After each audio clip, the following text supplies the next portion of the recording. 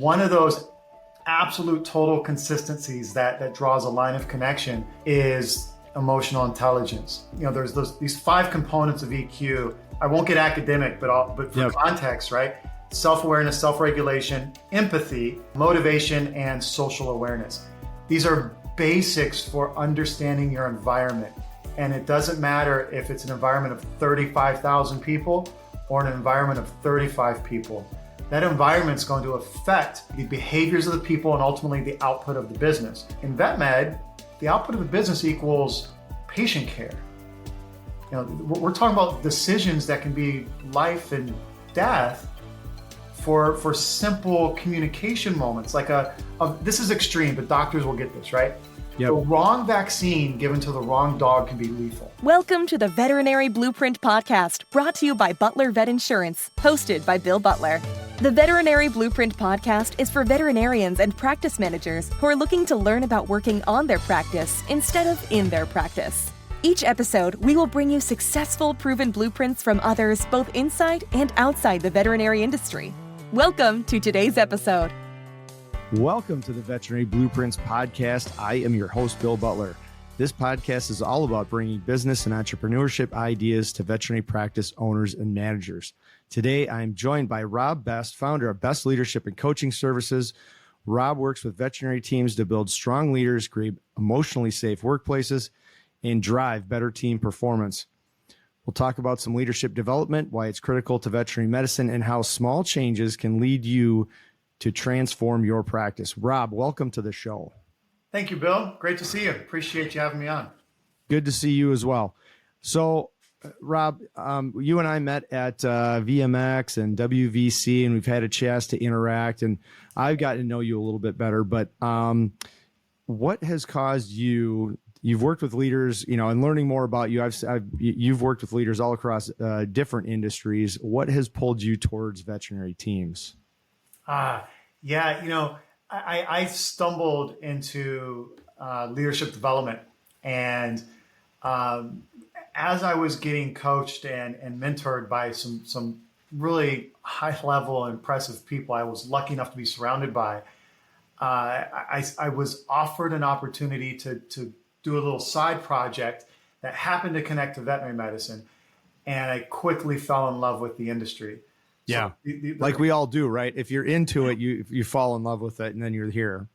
You do. I mean, you spend even just minimal amounts of time around people who operate animal hospitals, and you immediately feel the passion that they have and the drive that they have, both for the patients and for the pet owners. And it was too easy not to get pulled in. But it immediately established this parallel that occurred at the same time. One was I continued to build my career. I started for postgraduate stuff. I got into the neuroscience of leadership, and then I fell into some government intelligence programming stuff. And ultimately, all of my postgraduate work was focused in human behavior. Okay. So, on one side, for fun, it's like profiling and reading and influencing. But in the professional world, it's understanding individual and organizational influence from leadership perspectives. So while that's occurring, I'm growing to understand the veterinary profession. Sure. And expanding my network. What I really hung on to was, especially if I get into a private practice, doesn't matter if it's a 3-doctor practice or a 30-doctor practice. Yeah.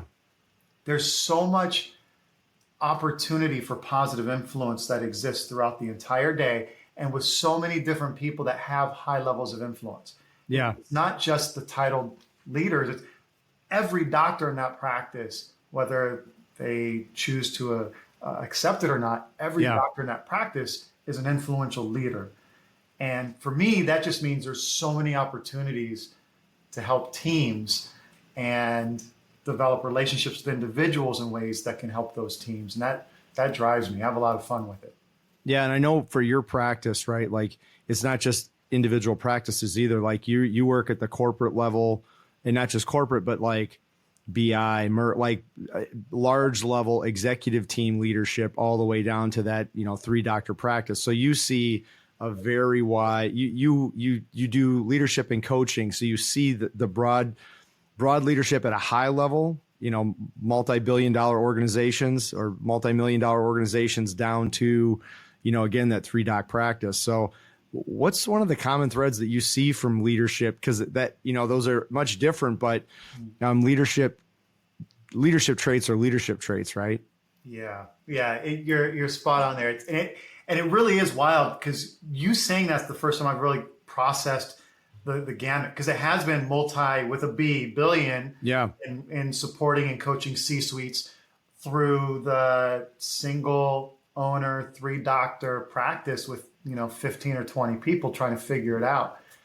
One of those absolute total consistencies that draws a line of connection is emotional intelligence. There's these 5 components of EQ. I won't get academic, but for context, right? Self-awareness, self-regulation, empathy, motivation, and social awareness. These are basics for understanding your environment. And it doesn't matter if it's an environment of 35,000 people or an environment of 35 people. That environment's going to affect the behaviors of the people and ultimately the output of the business. In vet med, the output of the business equals patient care. We're talking about decisions that can be life and death for simple communication moments. This is extreme, but doctors will get this, right? Yep. The wrong vaccine given to the wrong dog can be lethal. Mm-hmm. Like something as a vaccine. Okay, so let's unpack that. The wrong vaccine is given to the wrong patient, and we have just a poor clinical outcome. Yep. Right. Okay. Well, now we have to back up and what happened? And almost all the time when we start looking at the lines of communication, we can pick out something that was specifically connected to an emotionally intelligent behavior that was missing. Hence, sure. I can always draw a connection. So whether it's in the practice and a specific moment, or if it's a large organization and decisions that are going to affect, tens, hundreds, or thousands of people, what are the emotionally intelligent behaviors? And the first 2 are the ones that we focus on most often: self-awareness and self-regulation. The awareness is usually the easiest for an individual leader or an organization to grow. We can become more aware of what's happening and how my behaviors are affecting the outcomes. Mm-hmm. But how to self-regulate is the most challenging. How do I then change behaviors, develop new habits? That's the hard one, right? Because we do what we're going to do in the past 80% of the time or more in the future, because we're creatures of habit. So breaking some of those habits are probably, I just know for my own, that's really hard to do. My knee-jerk reaction is hard to overcome. Yep. And so, how do leaders, how do owners or practice managers, somebody in a leadership position, grow some of these skills without overwhelming themselves? Like, I have to change my personality. How do I do that? How do they do that without overwhelming themselves? Yeah, it's tough. There's so much on our plates already, especially at the hospital level, right? We're looking for an extra hour just to finish a medical record, much less self-improvement. I'm going to change how I react to something. Exactly. In the moment, in real time, but wait a minute, I've got an HBC that just came in. I've got this client that needs this. I've got a CSR that needs that. Where do I fit this in? Payroll's due tomorrow. Payroll's due. April 15 just passed. Taxes, the first step is give yourself grace. That's first and foremost. Our brains are going to self-talk between 300 to 1,000 words every minute of every day. And this is the kicker. That alone is a wow, right? But the next piece is the one to really hang on to. The majority of those words will be negative. So there's this internal dialogue. You and I actually had a pretty deep conversation about this at WVC, I believe, about some of this, like the natural human, it's self-preservation to go to negative. Like, this is the Neanderthal brain of, it's going to try and kill me. I have to look at what's going to kill me. And so we always look for the negative because that's the self-preservation piece. So you have to recognize that, right? We have to recognize it. Our brains are always scanning for threats. And, the neuroscience behind this is it breaks down, it can be complicated with the words, and I don't do well with complicated words. Yeah. It took me a long time to learn this.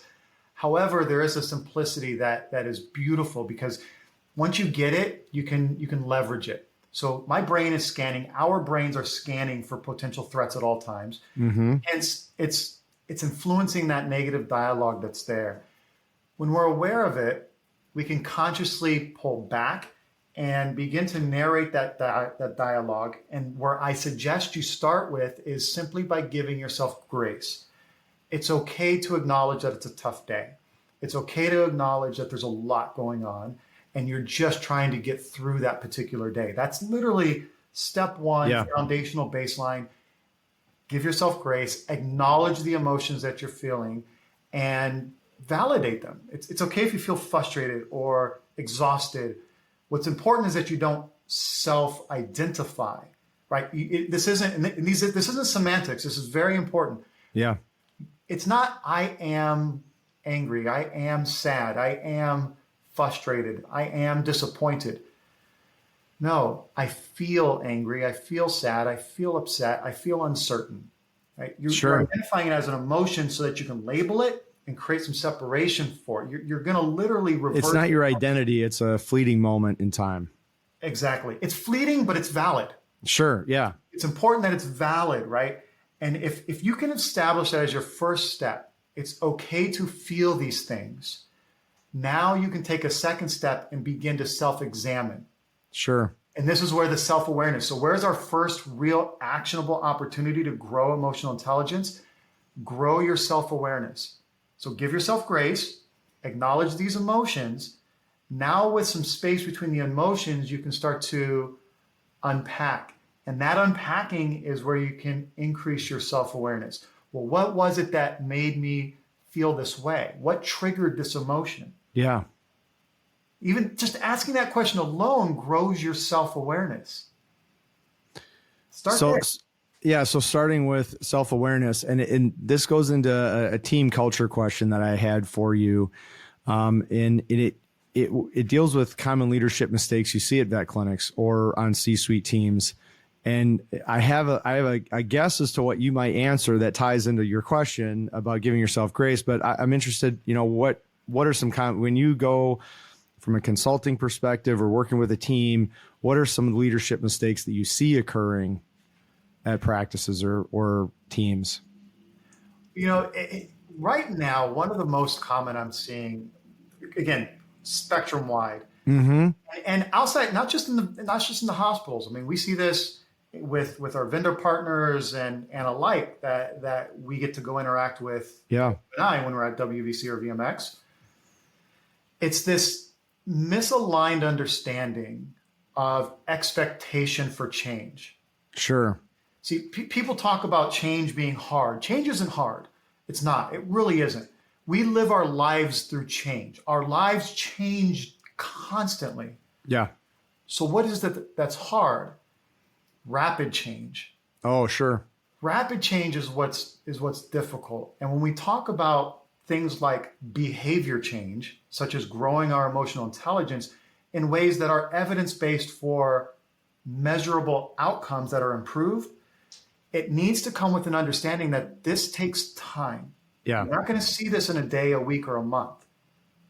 Habit formation. So have you ever heard, Bill, that habit formation occurs in 21 days? Yeah, I've heard that. I've heard it too. It's not true. Sure. Throw it out. I paused a moment there because I almost cussed. I was going to call it BS, right? So I'm going to give everyone a BS barometer right now. Okay. If someone talks about establishing this habit that they broke, atomic habits and all this kind of stuff, right? Yeah. Like there's a lot of books on habit forming, all this stuff, right? Okay. So deep dive on that stuff. There's a lot of value there. And one thing you'll find consistency, if you look at the science, 21 days does not break or form a habit. It's the minimum required to initiate the neurologic process. Sure. Okay. So, yep. Hence, give yourself some more grace, right? If it's time to break a habit, especially if you're thinking for the team, I want to do something culturally that shifts our team to a positive. That has to start with leadership behaviors first. Yeah. And the grace is this: If you just look at a single individual, to break or form a habit, you need 50 to 55 days at minimum. Minimum. And that's for a single person. So that's over double what we, think that we need to do. And that's if you're going to focus on it every single day without missing a day. Sure. Put that into the context of, but now I'm going to help grow the culture in my hospital. And add in the days that you're closed, holidays, weekends, when people miss a day here or there. How often you can actually have your hospital meetings. You're not looking at 55 days for culture in a hospital. Now you're looking at 250 plus days before you see any real habit formation. Sure. And that's, again, if you're focused and you're consistent. So when we do culture work, the realistic expectation is you've got to look at 9 to 12 months to establish the process, 18 months plus to solidify the process for change to be long lasting. So this ties in with your first thought of giving yourself grace, because I think as humans, especially in now, right? Like everything has to happen immediately. It's true. I gotta, you see the diet stuff on YouTube, like, lose all the weight by the end of May. Like, okay, well, that's not going to happen. Like we're so instant in society today that you get to day 21 and you don't see the change that you're expecting, and you go, well, that didn't work. And you give up on it and you stop, versus being committed to the end goal in mind. It's true. I always love that analogy that you introduced, Bill. I went to the gym today. I looked in the mirror tonight. No difference. Yeah. I'm gonna try it again tomorrow. I went to the gym the next day, looked in the mirror. No different. And everybody's a little different, right? Maybe you see some changes in a couple of weeks for one person. Maybe it's a couple months for another person. It varies, but you need time to look over trends. A more current example also is the stock market. If you watch the stock market, especially these days, every day you're going to see this, right? It's up and down. Yep. If you're watching every day, you're going to lose your mind. Over time, you want to look at the trend. Zoom back to 1940 and look at it and see what it's done versus the last 6 months. Or the last 3 months. Same thing with behavior. Over time, as I'm intentionally growing my emotional intelligence, and I have a day, for whatever reason, I had a day. We all have a day, right? Mm-hmm. So I pick myself back up the next day. We're good, and we have a day. So over time, you're still going to do this, but are you trending up? Yeah. That's what's important. Give yourself grace. And look at the trend over time. Trust. People will associate a lot of this type of conversation around trust. Well, if you're growing your emotional intelligence, you're becoming a more self-aware leader who can self-regulate behaviors and communicate with empathy, chances are you're going to increase the trust that you can build with your team. Well, a lot of leaders will tell people on their team, hey, if you guys just learn to trust each other, everything's going to be great. Well, it doesn't work that way. There needs to be intentionality behind how these relationships are growing. And even with the intentionality, you need somewhere between 6 to 9 months on average to truly establish trust. Because as a leader, you're talking about as a leader, let's say there's, 20 people in the practice, you might not be able to individually touch every person in that team every day. Over the course of a month. You might only have, 10 to 15 interactions with a specific team member. In our office, we've got one team member who's remote 3 days a week. So I'm only seeing her 3 days a week physically in the office. We do a daily team huddle. So we're on a virtual call as a team for 15 minutes a day. So I am interacting with her 10 to 15 minutes every day. But it's transactional. It's not that intentional interaction like you're talking about. Yeah. And so, that can take a lot longer then to affect change, because you don't have some of that longer, stickier situation, not from a bad, but just from being able to affect some of that because it's not as deep and meaningful. Is it okay if I introduce a piece that you may have unintentionally introduced here regarding virtual environments and human connection, right? Yes. So the world is so connected with technology in the greatest of ways. You and I are in different states in the United States right now, and we can do this and connect, and it's great. However, there is a reduction of true human connection when you're on video. For example, a handshake in person, a single handshake in person is equivalent to 3 hours of rapport building on video. Really? And you don't have to be an expert in human behavior and profiling all this stuff.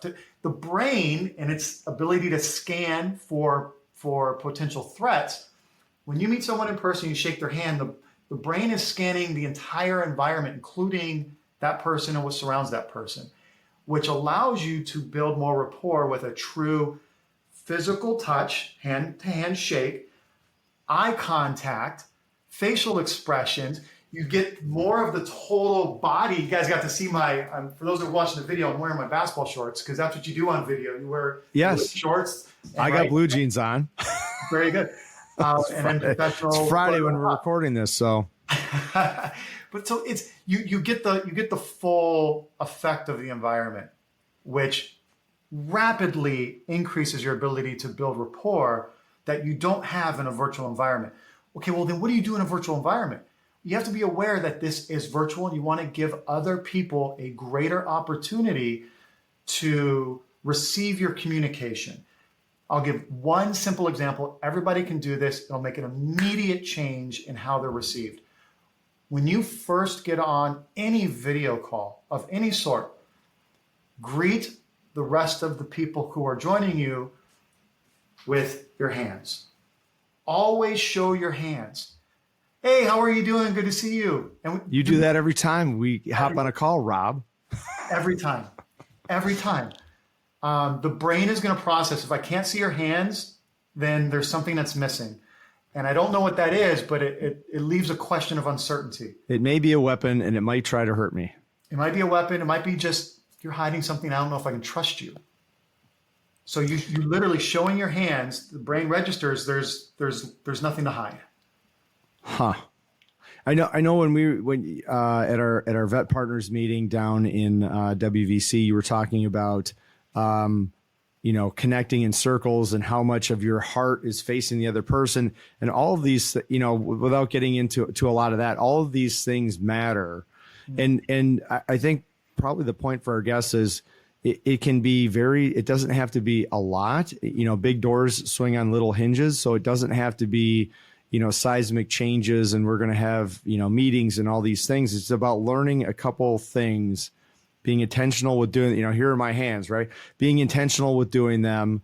And then being, I think probably the last component for anything is like consistency and sticking with it. Because if you aren't consistent and don't stick with it, it's not going to change.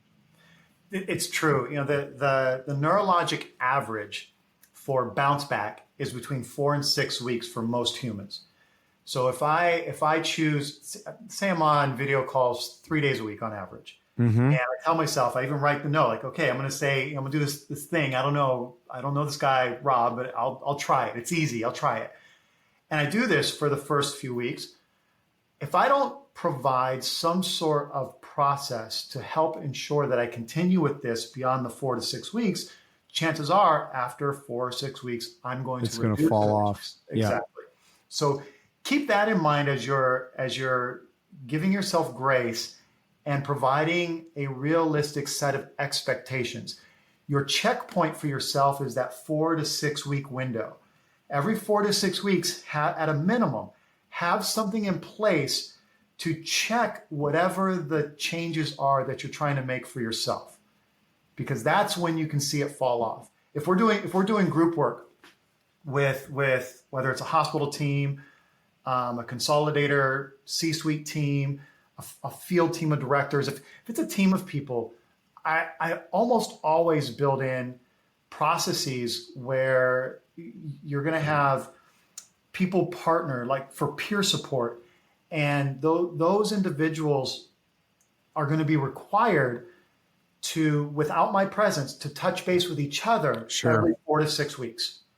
Whether it's we're working together for 6 months, 12 months, 18 months, so long as I'm there, every 4 to 6 weeks, you're going to connect with one of your peers as a intentional check for accountability that is more connected to developing habits than doing it just for the sake of accountability. Yeah. Or purpose behind it. Absolutely. So in the vein of leadership development and grace, I think the vet industry right now, just especially right now, as we're recording this late April, early May of 2025, is that I think there's people are under a lot of stress for a variety of reasons. There's a lot going on, both personally, professionally, and also politically, that I think a lot of people are just stressed out right now.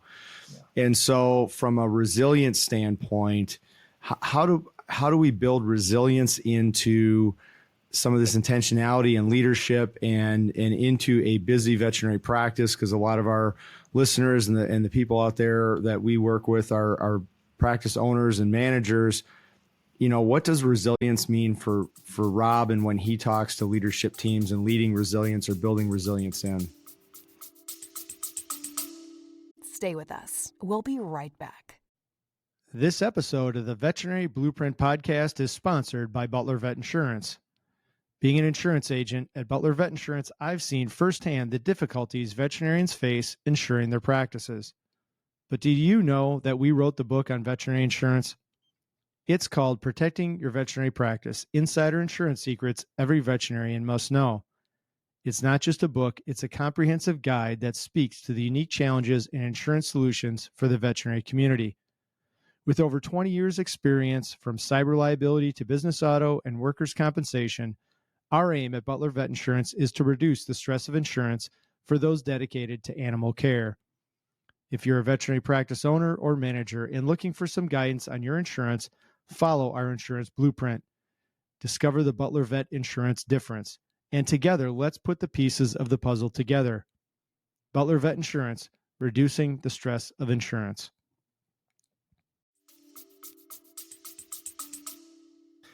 It really is hard. It just is. Yeah. And it's not isolated to vet medic. It's just things are hard, and it's with perspective as well. One of the reasons things are so hard is this age of information puts things in front of us so fast, whether it's true or maybe not true, or we don't know. But all of it's in front of us. And 75 years ago, you did not know what was going on in Central Europe. Exactly. And when you did find out, it happened 2 weeks ago. Exactly. And now we know it before it hits news because of social media. I mean, everyone with a phone is now a journalist, right? So, and it's just context for understanding that things are hard. Yep. We all have our own story, and it's hard. So what do we do?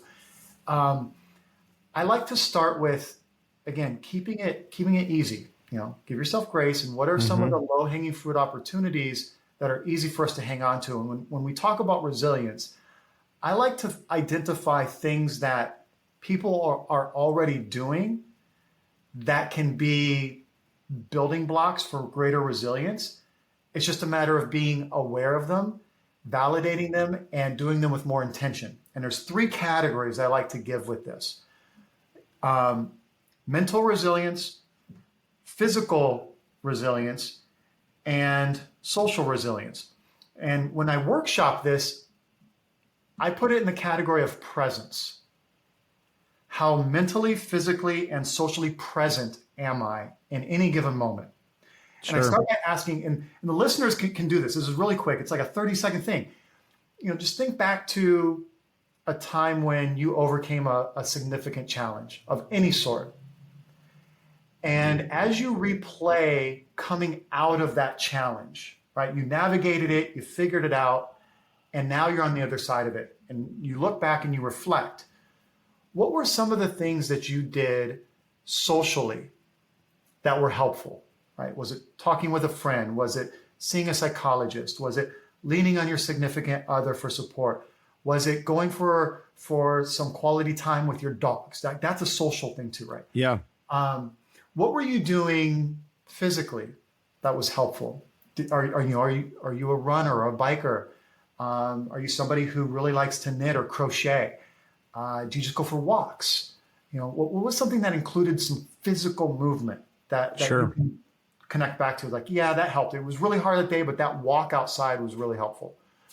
Some people I do not want to derail you, but some of this is flow state. Like there's a whole thing about flow state. There's brain chemistry involved, and like some of that resiliency goes to flow state. There's a lot of research out there on that. There's some actually good books on my bookshelf here about flow state, and it does some of this is resiliency. It builds in not just physical but mental, and both of those tie together because it is brain chemistry. And a lot of that has to do with physical activity of what you're doing at the time. So don't discount the physical piece with the mental piece because they tie together so well. It is directly tied. And hence, that's the third piece is what is the mental resilience? What were things that you did mentally that helped? Did you meditate? Did you read? Did you? And this is the answer is not doom scrolling Instagram. Exactly. It is not. So you look at, when you reflect back, look at these items or these lists, if you were to actually list it out, of things that you already did then and perhaps continue to do from time to time now. Because these are specific building blocks, if done with intention, that can grow your resilience. So this is why I say low-hanging fruit. Start with what's easy. Yeah. You're already doing these things. Now simply identify them, acknowledge them, and do them with a greater intention for the next 1, 2, or 3 months. After the next 1, 2, or 3 months of doing the same things you're already doing, you're simply acknowledging that they have greater intent because of the health factors and the resilience factors. Now you can add to all 3 categories. What's one thing more I can do physically that's good for my health? What's one thing more I can do mentally that's good for my health? What's one more thing I can do socially that's good for my health? Right? Keep it easy. Just one thing a month. Just one. For those of us who are, lifelong active learners, choose 2. Never more than 3 though. Yeah. The power of 3 is very. You see that come up over and over again. Yes, you do. Yes, you do. So keep it easy. You're already doing, all of us, we're already doing something. Let's just unpack it, acknowledge it, do it with a little more intention. Start there. One thing that I thought of while you were talking about resilience is it shouldn't be discounted is the power of teamwork in resiliency, and because there is resilience in the power of teams because you want to pick each other up. And when we were at our vet partners meeting in front of WVC, you did an exercise about thumb war. And the thumb war exercise where, 1, 2, 3, 4, I declare a thumb war, and then you try and, pin your partner's thumb. And the exercise that you had us run through was see how many times, I forget how long, is 60 seconds, 30 seconds or something, you can pin your partner. And then the team that had the most pins would win. And instead of fighting each other to pin your partner, is collaborating to alternate giving yourself up, so to speak, and allowing your partner to pin your thumb. So that way you're racking up the count versus competing with each other. It was collaborating and having a background in the military. There were guys that I served with that I could not. There was a guy, I still remember his last name, Hernandez. I wanted to punch him in the face, to be very blunt about it, every time he was eating his MRE, because it drove me crazy the way he ate. You're sitting next to this guy every day, all day long, and he just, it's like somebody chewing with their mouth open. Drive you crazy.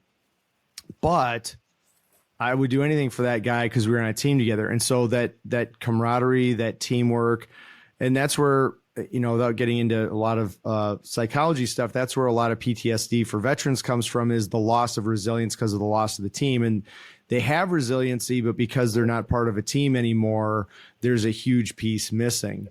And so if you can build resilience, not just individually, but if you can build resilience as a team, then you're kind of amplifying what you can do. And then you're relying on team, not just individual.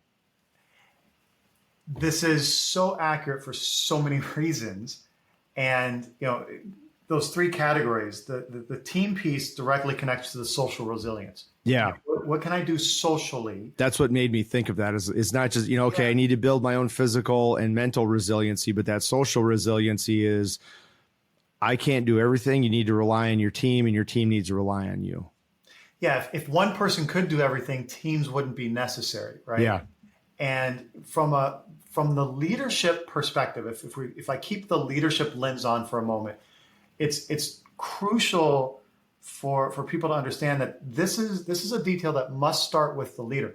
You may be lucky, and on your team, you have that one person or those two people who just have a natural ability to influence more team-related and collaborative type behaviors. In general, that doesn't just happen. Right. Our brain's normalcy will gear toward being more competitive as opposed to collaborative. And in the thumb war exercise, I was with Ryan from RWE Construction. Yes. We had one pin in 30 seconds because we fought each other the entire time. It was not collaborative at all. Yes. And you remember, the language I used to set that up was very specific. I never said anything about being competitive. I simply said, you're going to work with a partner. Yes. And your goal is to score as many points as you can. That was it. Score as many points as you can. I never said you have to score more than the other person. I never said you had to beat the other person. I never said anybody was going to win. Simply score as many points as you can working with a partner. And naturally, the entire room became competitive. And I don't think anybody got over 2 or 3 points in the first There were round. a couple teams that I think had either done this before or, I'm going to say this as a military veteran, type A personality. I was going against another very type A personality. I think women tend to be more collaborative in many respects, and men tend to be more, I'm going to beat you, sports and all that stuff. And that's a very broad general statement, but I think there were a couple teams that were collaborative, and they were both female teams. So, keeping that in mind of where are some of those pinch points in your practice, understanding that. My wife and I don't play card games very well because I'm competitive. I get mad when she wins, and then she's just happy to play. She's just happy to play whatever we're playing. If it's rummy or whatever it is, she cheats to lose, so I'll play more. And then I get more upset that she's cheating to lose and not trying to win. And she's like, I can't win with you. And I'm like, all right, I'm just going to say. So, you have to, but part of that is like grace, self-awareness, resilience. Like, okay, Bill, just settle down. We're going to play, we're going to play some cards at the cabin or whatever and have a good time with it versus like trying to beat your wife at cards. So just settle down. You know what, Bill, this introduces, and we can go shallow, we can go deep here. The root of all heartbreak is found in unmet expectations. Absolutely. When we unpack what's occurring with a professional team of any kind, and we identify areas that we believe need attention for performance improvement, let's say. Yeah. Somewhere along the line, we will find usually multiple points where unmet expectations become the center of the conversation. So even something as simple as a card game. You and I have never played cards, but if we said, yeah, let's play cards. Hey, I'll see you at the AVMA conference in July. Yeah. Oh, that's great. Yeah, let's grab some dinner and play some cards. And that's all we say. Like, we know how to play cards or even dominoes or backgammon for who knows. And we just sit down and start playing. You get competitive. I get competitive. I have a sports background, a military background. Now we're going at it. We also respect each other. We're becoming friends. Like, we'll probably have fun with the competitiveness. But there were zero expectations that were set other than let's go play cards. Yeah. If we said, hey, Bill, I have a sports background. I get really competitive on all things like this. I'm going to be playing to win each individual game. And maybe we'll, to add some fun to it. If I win, you buy me lunch tomorrow. And if you win, you buy, right? Like, and then you can respond to that and establish an expectation for yourself. Now we get into the gameplay and we can have more fun in an environment where if you get more competitive, it's still safe and it's aligned with our expectations and vice versa. That piece of communication, especially with leadership, oftentimes is missing someplace in the line of where we find areas to give attention to. It's unmet expectations. If you want to be, my team hates it. And in fact, I said this I was at our state insurance convention. I'm on our state board for our insurance association here in Minnesota. And I said this statement, and everyone who was within earshot rolled their eyes at me. And I said, no, my team gets sick of hearing this statement. And if you want to be terrific, you have to be specific. And it's setting those specific expectations and guidelines. And I said, don't roll your eyes. This is actually it's an important point. Like, if you don't have clear expectations of what the final outcome is, your team doesn't know, they get frustrated. They don't know what you want. You're like, well, you're not achieving the goal. Like, well, you said the goal, but I don't know how to get there. Mm-hmm. We're going to play cards. What does that mean? Well, the goal is to see who can win the best out of 5. If we set that expectation ahead of time, we know the criteria, what we're going to do. And if you lose, Rob, you're going to have to take me out to In-N-Out Burger in California next time I see you, because that's my game out there. So setting those clear expectations and guidelines for your team, and then, how to coach them along the way. Then when the outcome isn't bad, you've built in the resiliency to kind of tie that piece in of like, okay, well, I didn't win this time, but I can win next time because I know what's expected of me, versus just this ambiguous, I'm not sure what's supposed to happen. I failed. Why did I fail? I don't know. And now you've had some collapse of whatever collapse looks like. It's so true. And that piece, if you want to be terrific, you have to be specific. This is also known as speaking with specificity. Yeah. And there's a critical next step that is often, even let's say we get there, we advance to the consistency of leadership, where that ability to speak with specificity is there. It's there in electronic communication, verbal communication, virtual communication. However, there's one more step that is oftentimes missed, which is, now that the specificity has been communicated, the clarity of understanding must be confirmed, and that piece misses a lot. And oversimplify it, right? Hey, Bill, I'm gonna have that summary of our discussion prepared and sent to you by email before the end of day on Friday. Is that good for you? Is Friday good for you? Okay, yes, great. Works for me. So, in that brief exchange, the appearance of specificity was communicated. The appearance of understanding was confirmed. And yet we're still missing something. What is your interpretation of end of day Friday? Because I don't know if it's the same as my interpretation. Sure. You're in a different time zone. 5 p.m. Eastern or 5 p.m. Pacific. And then I'm getting it at 7 p.m. going, well, Rob's lazy. He didn't send it to me. And I'm on, like, now it's might as well be Monday morning because I'm off onto the weekend. And I'm over here. 1, I'm on the West Coast. 2, I work long hours. My end of day Friday is 7 p.m., 10 p.m. your time now. Like, these details must be communicated with clarity, specificity, and there needs to be a confirming of understanding in return. Now, that doesn't mean you become robotic with communication. Like, say you and I have that exchange 1 time, 2 times, maybe 3 times. Now we have a rapport of understanding in this arena. And what once was, okay, Bill, all these details.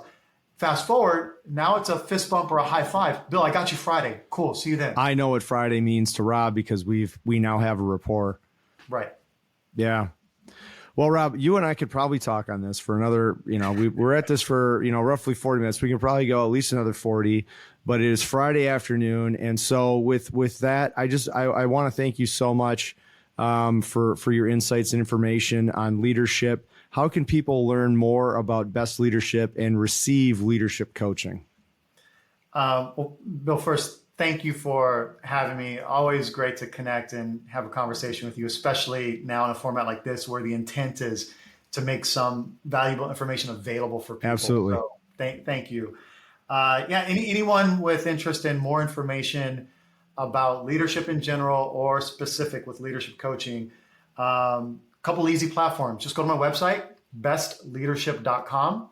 If you want to reach out direct, it's rob@bestleadership.com. Or head over to my LinkedIn.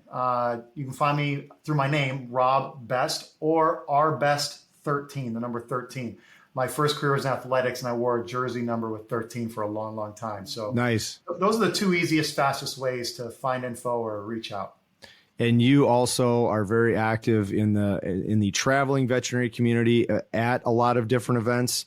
And one of the favorite things, closing with this, Rob does walking coffee appointments at the convention. So if he's at one of these large national events, AVMA, WVC, VMX, and you say, hey, Rob, when do you have some time? He'll say, I have 15 minutes, and it'll be from 10 to 10:15, and you'll be walking around the floor with Rob having a conversation. And very interestingly enough, Rob connected me, and we had a very good call with Mal after the meeting. So Rob's a great connector, knows a lot of people in the industry. So if you have an interest in connecting with Rob, he's an awesome guy. I'm so glad you're on the podcast today. And as always, for our listeners, please like, share, and review the podcast. It helps with all of the algorithms out there. And share this with your team, share it with your friends in the veterinary community, and be intentional with resilience, with leadership, and taking action on a small level over time to try and impact your team in a positive way. Thanks so much, Rob, for joining us. Thanks, Bill. All right, everyone, have a great day.